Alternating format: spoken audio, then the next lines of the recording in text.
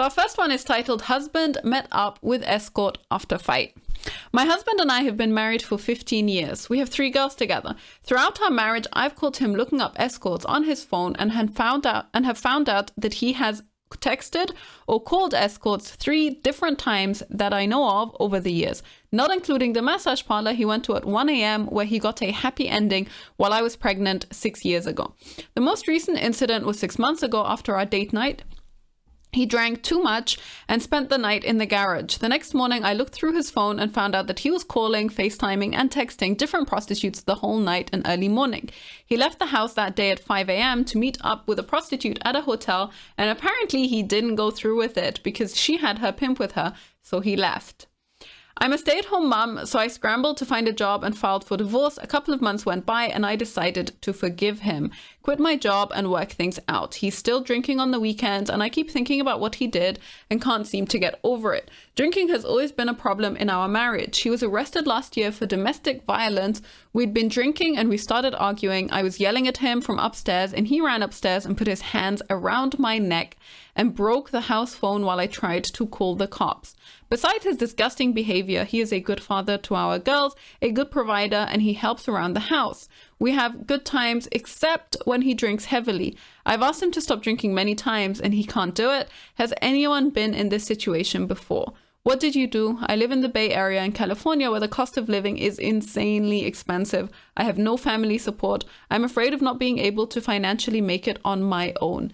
Any advice is appreciated. Thank you for reading. Now, obviously, this is a pretty dark situation to be caught up in. I think it's almost a textbook example of an abusive relationship. I think it's very, very clear that he is abusive from what we see here and from how she describes him, both the domestic violence aspect and the drinking aspect.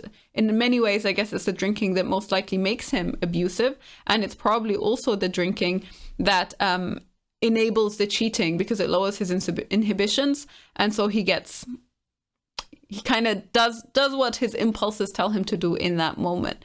What's really sad and kind of really unfortunate about this particular situation is it sounds like OP got very, very close to getting out. That after discovering that situation 6 months ago, she decided, you know what, I've had enough. I'm out of here. She went and got a job and managed to find a job, which is pretty impressive.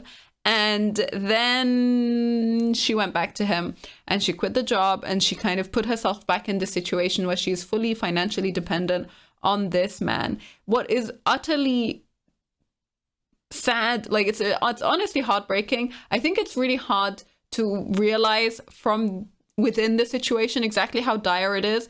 You can see how she describes it. She actually invests quite a bit of energy in trying to emphasize that, hey, he's a good dad, he's a good provider, we have good times, and then every now and then he gets drunk out of his mind and beats me up and tries to strangle me, which is kind of a terrifying image to have. There is, like, those two things do not exist together. You cannot say he's a good dad and a good provider for the family and a good father in general if at the same time he's abusive, he gets drunk and becomes violent, becomes aggressive, and also then cheats repeatedly. Because as she says herself, you know, I only know of 3 times, but chances are it's happened more often than that. And so if I were her, I would be looking for a way out. I think it's really hard to try and salvage this type of relationship.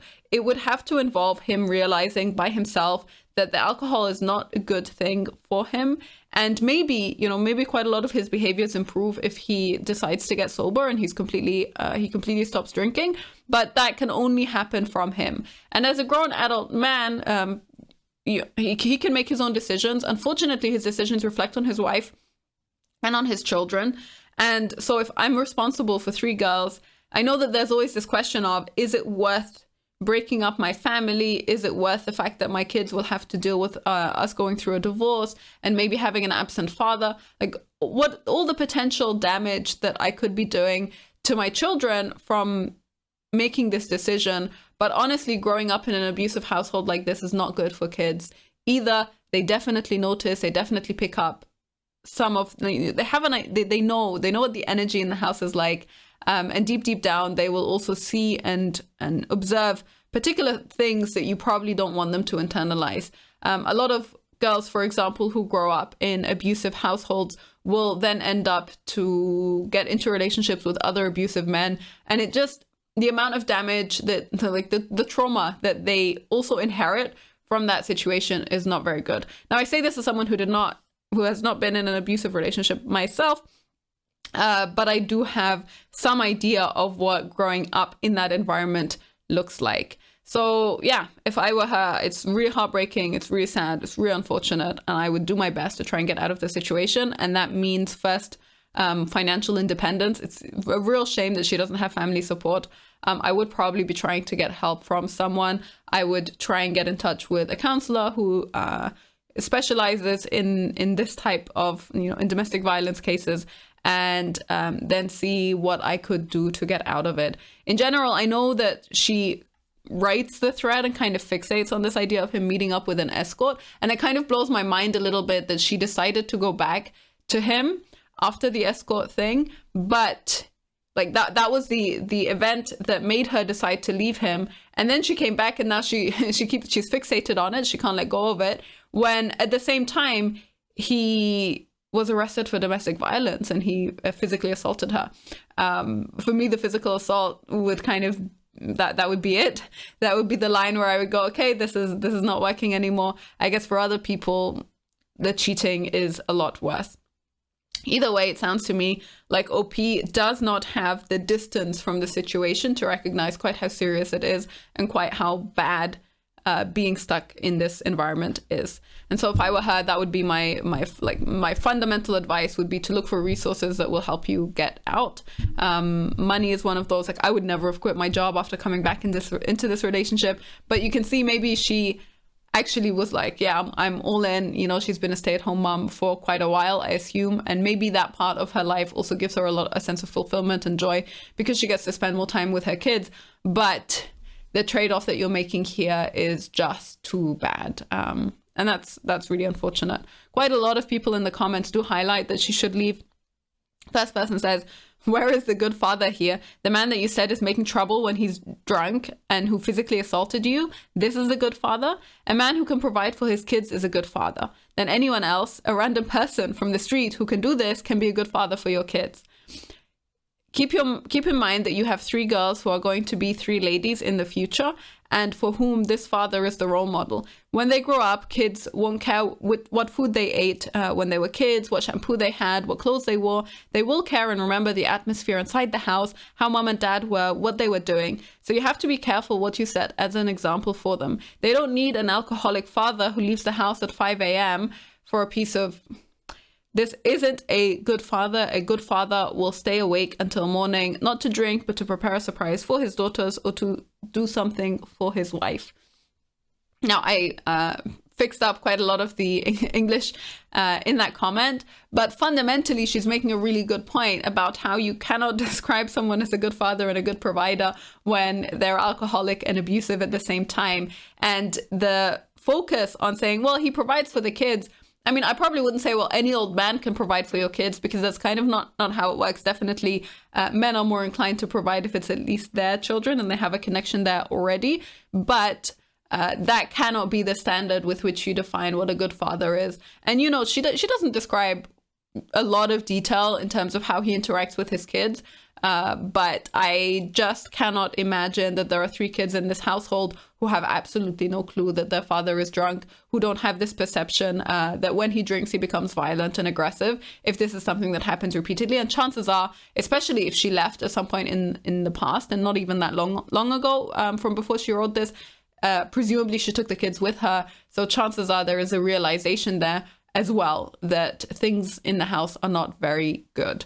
So this is a really good comment. It's a very fair point to make. And you can see people always pick, in my opinion, a little bit on abuse victims, because I think when you're not in that situation, it's really easy to say, well, of course I would leave. So here's an example of a comment. She says, stop making excuses, and no offense, you're dumb AF. He's done this more than once and you stayed. Clearly you aren't going anywhere. It's sad, honestly. I feel bad for your kids. And another person replies to this and says, I know the kids are the real victim. They can't just get up and leave. And both of those comments kind of annoy me a little bit. The first one that says that she's dumb, like I said, I think it's very easy to judge how easy it would be to leave a situation like that when you're not in it, and you don't have kids, and it's not your family, and it's not your marriage that would fall apart. And I do think probably she's not even lying when she says we do have good times. And so if you have this image in your head where you go, you know what, if he just stops drinking, then probably 90% of our problems will go away.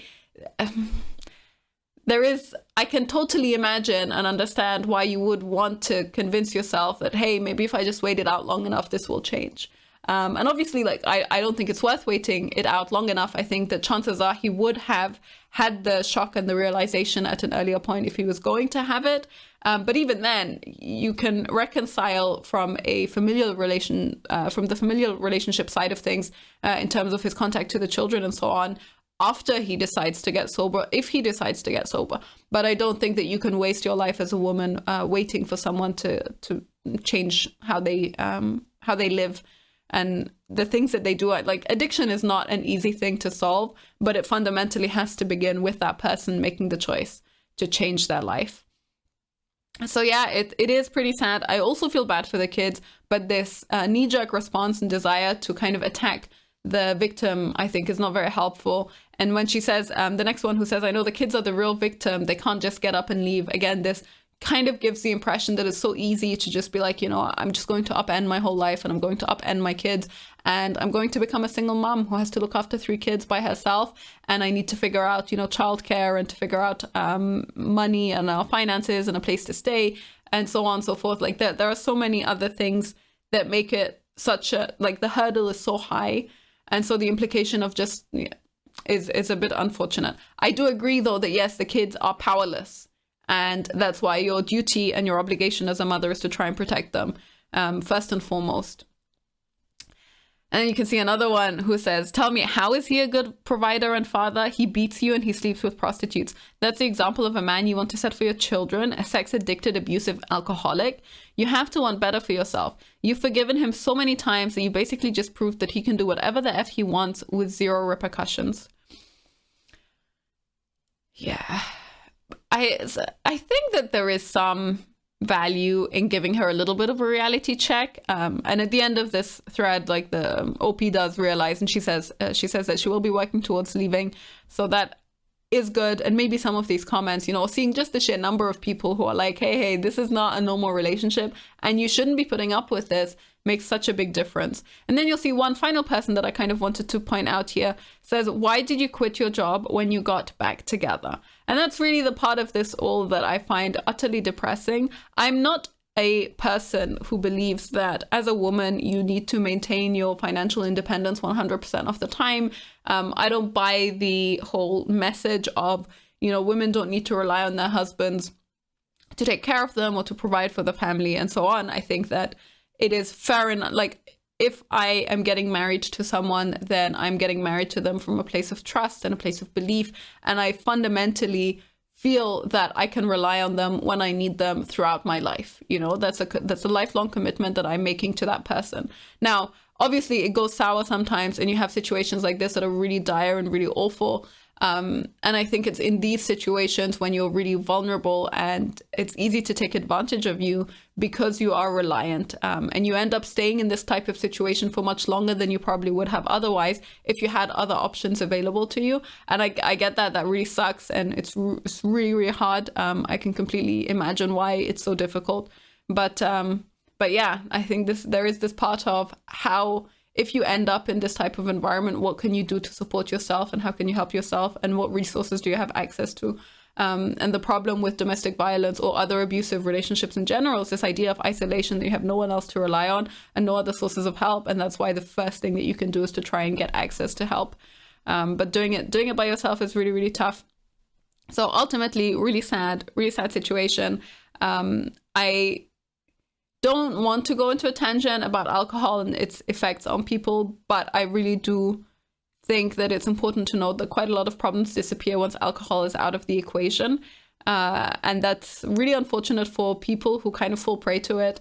Social drinking is so widely accepted, and unfortunately for some people, this reduction in inhibition really just makes them aggressive and makes them behave in ways that they know they themselves are probably not okay with, but they end up in that situation and they do it anyway. And then because they're addicted, they can't stop themselves from doing it. And so it's really, really sad on every level. I feel terrible for OP if she ever decides to leave. I hope it really works out for her and that she manages to find a different way of living, and to realize that she does not need to excuse this type of behavior, nor does she need to accept it, nor does she need to find positives in her situation in order to cope with it. It's fair enough to just to look at the situation and try to be upfront with yourself and straightforward about what was good and what was bad. But ultimately, the moment that you are responsible for other people and you have kids in the equation, then your first duty is to your kids. And the question is, what does being a good mother look like in that circumstance? And it looks like leaving, unfortunately.